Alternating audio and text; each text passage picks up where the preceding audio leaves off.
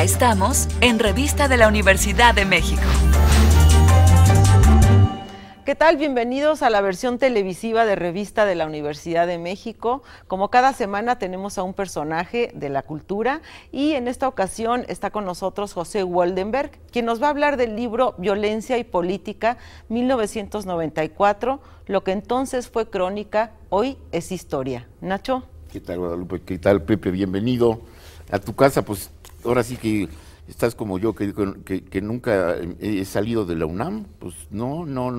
¿Eres egresado de la UNAM? Yo digo que no, pues y aquí sigo. Pues muchas gracias por la invitación. En efecto, yo llevo en la universidad desde que en 1967 entré a la Prepa 4 y aquí me he quedado y luego tuve una breve periplo fuera de la universidad, pero volví a la UNAM. Como decía Miguel Ángel Granados Chapa, antes la gente se iba a refugiar a sus ranchos, ahora se va a refugiar a la UNAM, a su cubículo de la UNAM. Ahora ese es un refugio fantástico porque sí, el mejor. Uno se dedica pues a lo que a uno le gusta, ¿no? La docencia, la investigación, la difusión. Pues sí. Es Deberías un espacio de venir fantástico. más seguido porque nada más te cruzas la calle y ya estás acá. Bueno, yo he venido todas las veces que me invitan, si no me invitan pues es más difícil, ¿no? Yo encantado, gracias por la invitación. A partir de ahora vas a saber que te vamos a invitar más, ¿verdad? Ya te la palabra. Sí. Gracias. Pero sí, yo tengo aquí algunos datos. José Woldenberg es licenciado en Sociología, maestro en Estudios Latinoamericanos y doctor en Ciencias Políticas por la UNAM. Estudió en el CUEC un tiempo. Es profesor de tiempo completo en la Facultad de Ciencias Políticas, miembro del Sistema Nacional de Investigadores. Fue director de la revista Nexos y bueno, como ustedes recordarán, primero fue consejero ciudadano del IFE del 94-96 y luego fue designado por la Cámara de Diputados consejero presidente del mismo instituto del 96 al 2003. Oye, pues qué currículum, qué bárbaro. No, todo es cierto, salvo que sea doctor en ciencia política. Ah, ¿no? Soy nada más maestro, sí. ¿Y entonces por qué le pusieron eso?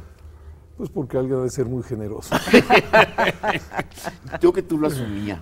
Y a partir del programa, que ya se hace público, le empezamos a decir doctor. Perfecto. Pues muchas gracias. Bueno, pero suceden desastres cuando lo importante es que está reeditando Violencia y Política, editado por Cal y Arena, de 1994, un año axial en la historia de México y del México contemporáneo. Y en su título lo dice todo, lo que entonces fue crónica, hoy es historia. Fíjate que yo tengo una frase que desde que la leí en Valle Inclán, me acompaña siempre, que las cosas no son como las vivimos, sino como las recordamos. Y yo digo, las cosas no son como las vivimos, sino como las escribimos. Sí. Así como queda escrito es como fue, no tiene remedio. Cuéntanos un poco, pues es que es vastísimo, porque ese año fue... ¿Cuáles serían los puntos claves del año? Este es un libro que está hecho de notas periodísticas que yo fui escribiendo a lo largo del año 94. Yo en aquel entonces escribía cada semana en La Jornada, en Etcétera, que dirigía en aquel tiempo Raúl Trejo del Arbre, y en Punto, que lo dirigía, creo que todavía Benjamín Wong. Y además tenía una columna mensual con Rolando Cordera en Nexos.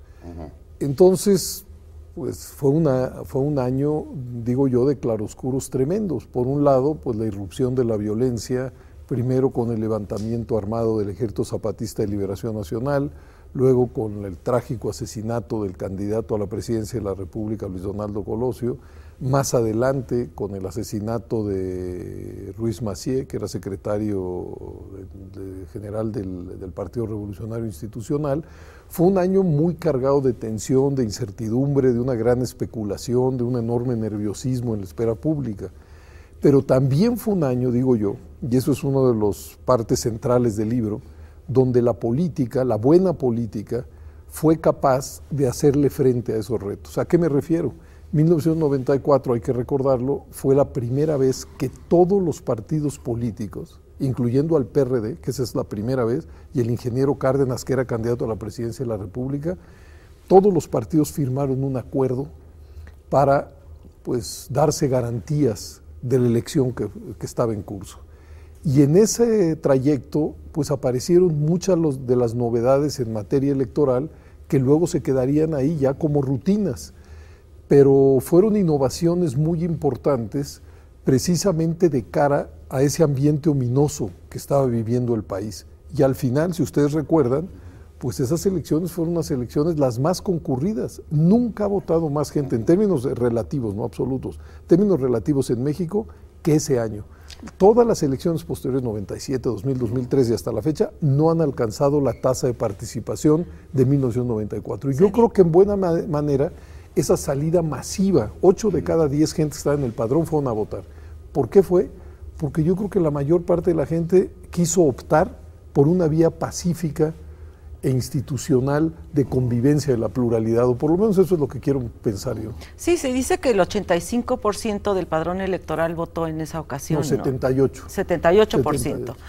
Pero bueno, obviamente ese año fue un parteaguas en la vida política y social de este país, y en esas elecciones yo recuerdo que se rumoraba que la gente había ido a votar porque era el voto del miedo, que habían tenido miedo por la violencia que se había desatado y querían como realmente poner su voto en la seguridad, en algo que les diera seguridad. Bueno, hay mucha gente que habla del voto del miedo en un tono despectivo. Yo no. Yo digo que si mucha gente sale a las urnas porque tiene miedo, ese es uno de los resortes más legítimos y más preocupantes también. Es decir, que una gente vaya a las urnas porque teme a que la violencia se extienda o porque teme que a él y su familia o su patrimonio le pase algo. Bueno, pues ese es un resorte muy importante para ir a las urnas. Yo creo que en aquel entonces, en efecto, el candidato del Partido Revolucionario Institucional, Ernesto Zedillo, que sustituyó a Colosio, sí explotó, digamos, publicitariamente muy bien esa pulsión que detectaron que existía en la sociedad. Y lo que vendían era que, bueno, pues ellos eran la certeza, ellos eran la paz, ellos eran los que sabían, los que conocían, y bueno, pues en ese momento les dio resultados, ¿no? Además el miedo, pues es como dices, un resorte. Yo creo que está en prácticamente todas las acciones del ser humano desde que existe, porque pues miedo a todo, a estar en este pequeño planetita que no sabes para dónde va ni cuándo va a estallar, pero entre otras cosas, realmente, si en algún momento podemos entender que tenemos miedo, es hoy, tenemos miedo de salir a la calle. Ah, bueno, sí. ¿Ves? Entonces yo creo que efectivamente, como dice Pepe, es un resorte que pues nos va a hacer mejores, ahora sí que grandes mantras, grandes soluciones, y el miedo es una de esos impulsos psicológicamente hablando fundamentales para que el ser humano progrese. Yo creo que sí. Ahora, la violencia de aquel entonces y la de hoy creo que es muy distinta. Ah, no, claro. En aquel momento impactó al centro de la política. Ahora hay una violencia delincuencial muy extendida que en efecto acompaña como una sombra nuestras vidas, porque hay muchas víctimas y hay mucha gente que ha en el seno de su familia ha resentido, digamos, esa violencia, pero incluso quienes no la hemos resentido, la violencia está ahí, ¿no? Como un referente. Yo el otro día comentaba, a diferencia de, no sé, la época en que yo era niño y en donde las calles estaban llenas de niños, porque ese era el hábitat natural, pues hoy casi no se ven, y yo creo que tiene que ver con el miedo, es decir, ahora un padre de familia, una madre de familia, pues no quiere que su hijo ande solo en la calle por lo que pueda suceder. Yo creo que hace 40 años o 50 años, al revés, lo sano era que pues el niño estuviera en la calle porque ese era el espacio de socialización, ahí iba a jugar fútbol y béisbol, estoy hablando de los hombres, las mujeres también ahí se reunían. Es decir, ese era el espacio de socialización. Pero bueno, ya nos fuimos a otro lado. No, pero es que es lo mismo, porque al referirte tú al 94, pues finalmente estamos haciendo un contraste que también es fundamental para poder ver lo que sucedió entonces y inevitablemente lo tenemos que comparar con la actualidad. No tiene remedio, ¿no? Ahora, lo que el lector podrá encontrar en este libro, en aquel entonces en el medio bueno, se reformó la Constitución ya estando el proceso electoral en curso, se reformó el COFIPE, pero no sé si recuerdan que se modificó también la composición del Consejo General y se nombraron a 6 consejeros ciudadanos, así se llamaban entonces. Bueno, en ese entonces, junto con Santiago Krill, Miguel Ángel Granados Chapa, Ortiz Pinchetti, Ricardo Poz y Fernando Certuche, yo fui nombrado como consejero del IFE. Y entonces, pues me di cuenta que cuando pasó ese año yo había escrito muchísimo de lo que se había hecho desde el Instituto Federal Electoral, pues tratando de dar garantías de imparcialidad a los contendientes, ¿no? Y ese año fue un año de enormes novedades, de muchísimas novedades. Por ejemplo, fue el primer año donde se votó con la credencial de elector con fotografía. Ese año se hicieron, por ejemplo, muchísimas auditorías al padrón electoral, porque se dudaba si en ese padrón no había fantasmas, si no había rasurados, etcétera, etcétera, ¿no? Bueno, lo que estaba, es que lo que acabas de señalar es importantísimo, Ignacio. 6 años antes, 1988, la gran crisis política se generó porque en la noche de la elección se suspendió el flujo de la información, es la famosa noche de la caída del sistema y se creó una crisis del tamaño del mundo. Bueno, precisamente porque eso era lo que estaba en la memoria inmediata, fue que se armó el primer programa de resultados electorales preliminares, que se hicieron aquellos conteos rápidos, que el doctor Carpizo, que era secretario de Gobernación y presidente del Consejo General del IFE, se afanó una y otra vez porque muchos hicieran conteos rápidos. Habló con las televisoras, con los periódicos, con las ONGs, porque él partía de una idea, dice, el conteo rápido que va a hacer el IFE va a ser correcto, profesional, va a ser estadísticamente representativo, de eso no nos tenemos por qué preocupar, pero para que sea creíble, qué bueno que hayan otras voces que den sus propios resultados. Y en aquel entonces hubo 12, 13 conteos rápidos y la noche misma de la elección todos convergieron, porque no es arte de magia, ¿no? Son fórmulas estadísticas, no muestrales, a través de las cuales se pueden conocer los resultados. Claro. Y eso ayudó mucho la noche de esa elección. Claro, y que también el resultado fue muy amplio, eso también hay que decirlo. Pero yo creo que era muy necesario porque ya había despertado ya la sociedad civil, ¿no? Por ejemplo, Monsiváis dice que la sociedad civil empezó a organizarse y a comportarse como tal en el terremoto del 68. No, 85. Perdón, del 85. El 68 también fue terremoto, pero de otro modo. En el terremoto del 85. Pero yo pienso que un siguiente despertar fue ese, ¿no? Después del 88. Después del 88. Bueno, perdón. Bueno, creo que era muy necesario hacer ese cambio. ¿Y cómo ves tú la evolución de la sociedad civil de ese momento a lo que estamos viviendo ahora? No, te interrumpí porque quería comentar lo que señalaste. En 1994 fue la primera vez que la ley garantizaba que podía haber observación electoral. Hoy, pues eso ya se ha instalado, pero esa fue la primera vez y en aquel entonces se inscribieron más de 80,000 personas para ser observadores electorales, siguiendo tu idea. Es decir, luego del 88 se generaron muchas ONGs cuya preocupación y su demanda era limpieza en las elecciones. Son los años estelares de Alianza Cívica, por ejemplo, pero no solo Alianza Cívica, sino más. Entonces, desde en 93 se había modificado la ley para que pudiera haber observación electoral, pero de la jornada, solo de la jornada.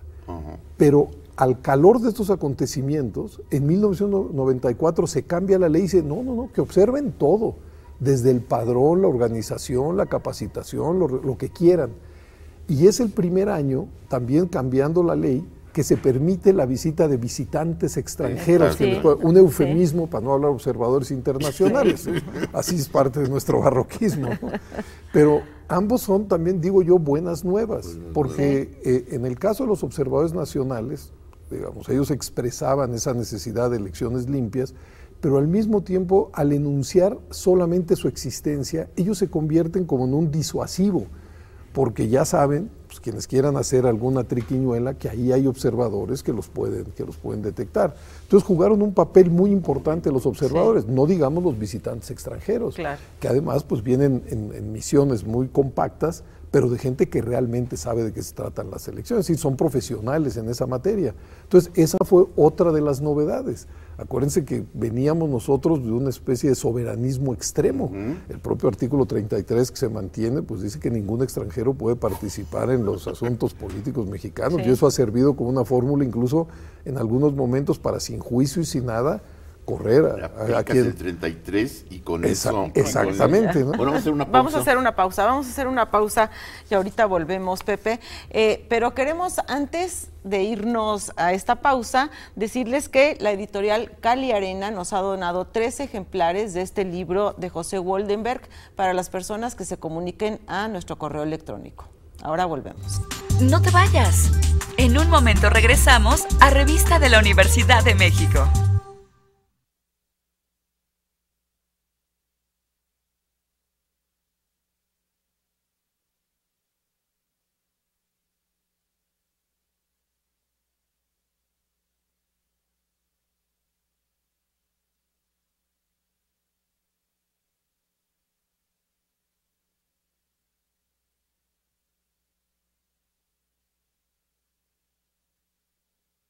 Estamos de regreso con más de Revista de la Universidad de México.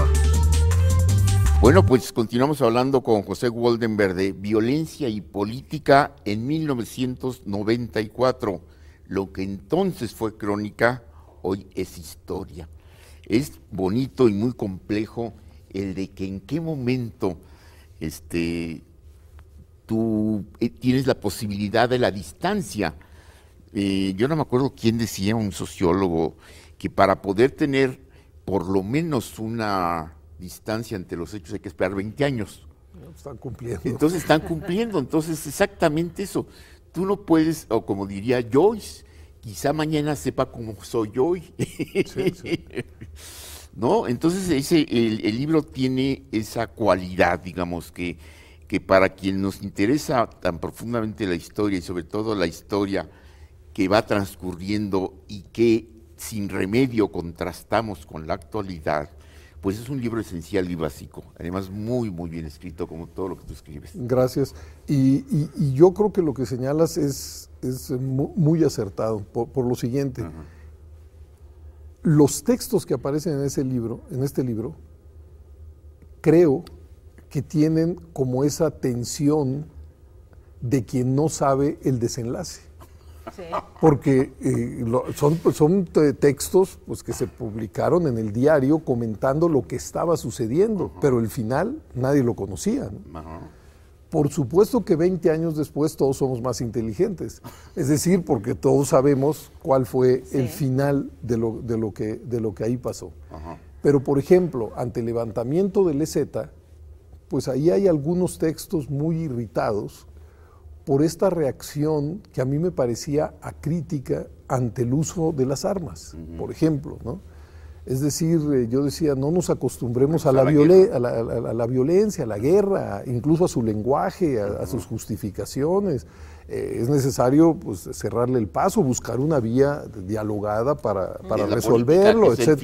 Exactamente, ¿no? Pero cuando, digamos, los primeros, sobre todo, de esos artículos, pues uno no sabía antes del 12 de enero de ese año si realmente iba a haber un cese al fuego. Y hubo un cese al fuego, acuérdense, unilateral por parte del gobierno, que fue lo que luego permitió ir desmontando eso. Pero en los artículos previos, pues uno no sabía el desenlace. De igual manera, hoy conocemos el desenlace de aquellas elecciones, pero esas elecciones se vivieron con un enorme nerviosismo. Por ejemplo, a mí me tocó estar en 4 elecciones dentro del Instituto Federal Electoral. Yo estoy seguro que esas, en donde yo era nomás consejero además, era donde más nerviosismo yo vi. Bueno, las reuniones eran una tras otra. El doctor Carpizo yo creo que fue realmente en esa etapa casi un secretario de Gobernación dedicado a las elecciones. Las reuniones eran una tras otra. Allí en la calle de Barcelona, que es un edificio que tiene la Secretaría de Gobernación, ahí había reuniones del secretario de Gobernación con el PRI, PAN y PRD por un lado, y luego el secretario de Gobernación con los partidos más chiquitos aparte, y luego el secretario de Gobernación con nosotros, consejeros, y a veces nos reunía a todos. Y bueno, era un ambiente, digamos, muy preocupado, muy tenso, muy eléctrico, pero se hacían muchas cosas sobre la marcha, ¿no? precisamente tratando de que el desenlace fuera correcto. Y cuando el día de la elección no hubo violencia, ni un brote de violencia, Sí. cuando en la noche de la elección se pudieron dar resultados, cuando perdedores y ganadores reconocieron, algunos un poco a regañadientes, otros no, los mismos, y al final, se demostraba que la vía electoral era una vía transitable, yo creo que fue un muy buen desenlace. Por ejemplo, aquel fue el año donde se dio el primer debate entre los candidatos a la presidencia de la República. Hoy, pues eso también ya es una rutina. Sí. Pero en aquel entonces fue un enorme acto civilizatorio. ¿Por qué? Porque era el reconocimiento mutuo de la legitimidad del otro. O sea, al reunirse uno a hablar o discutir con el otro, pues lo que está haciendo es reconociéndolo, ¿no? Que el otro tiene, y bueno, por supuesto que en la época anterior, pues el PRI no iba a rebajarse, digamos, a hablar con los otros. Y, entonces, ese fue un momento también muy importante, no sé si recuerdan, además en ese momento despuntó la candidatura de Diego Fernández de Ceballos, ¿no? Sí, cómo no. Y la reacción de la sociedad civil, ¿no? También fue muy importante porque realmente la gente sí empezó a tener credibilidad, pero creo que si nos adelantamos en el tiempo, de 1994 a 2006, quizás se perdió algo, ¿sí o no? Sí, bueno, yo creo que sí, pero por ejemplo antes, en mucho de lo edificado en 2004 fue lo que permitió el 2000.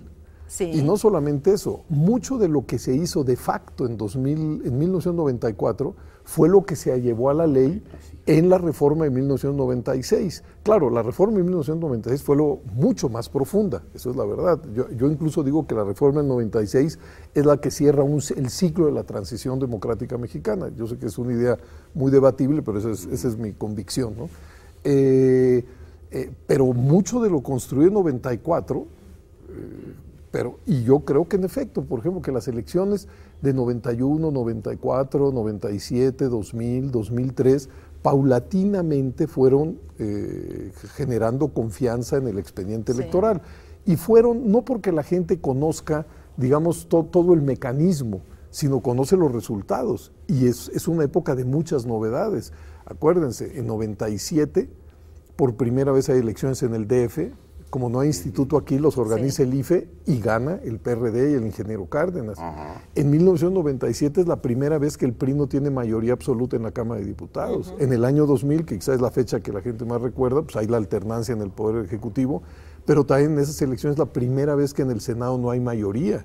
Entonces, todas esas novedades creo que sí fueron pavimentando el terreno de que, bueno, mire, ahí está la diversidad política y es la gente votando la que decide quién gana y quién pierde.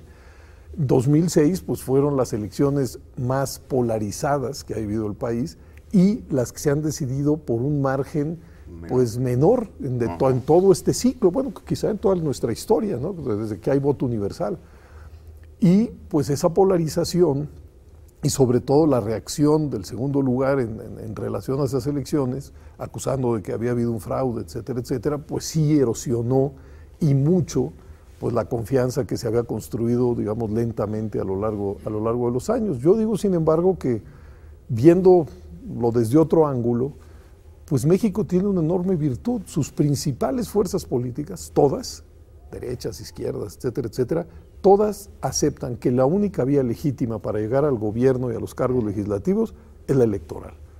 Entonces, bueno, si falla en algún momento electoral hay que reconstruirlo, pero y afinarlo o refundarlo, como se quiera llamar, pero pues las instituciones electorales y las elecciones yo espero que estén ahí, estén por mucho tiempo, porque son las únicas que permiten que una comunidad diversa, contradictoria, incluso enfrentada, pues pueda tener una fórmula para su convivencia y su competencia pacífica y civilizada, ¿no? Entonces, sí, yo creo que ahí tenemos un basamento. Sí, claro, bueno, y estamos hablando de algo que en términos ya macros y llamaríamos democracia. Sí, exactamente. Que implica lo que Guadalupe dice de la participación fundamental de la sociedad civil. Yo creo que uno de los elementos también que también mencionaba Guadalupe es cómo participa la sociedad civil en el 94. Monsiváis decías que decía que en el 85, con el terremoto del 85, es cuando se revela, hay una participación ciudadana.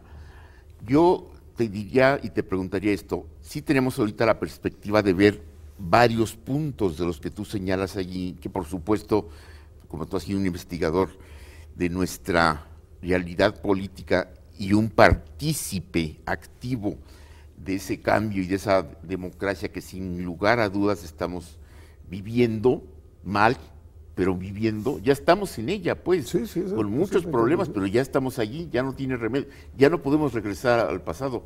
Eso sí ya parece que es imposible, qué bueno que no. Bueno, qué bueno que sea imposible, espero. Ahora, porque el asunto es que, digamos, nunca hay garantías de todo, de que no puede haber regresiones, de que no puede haber involuciones, de que no se puede erosionar lo construido.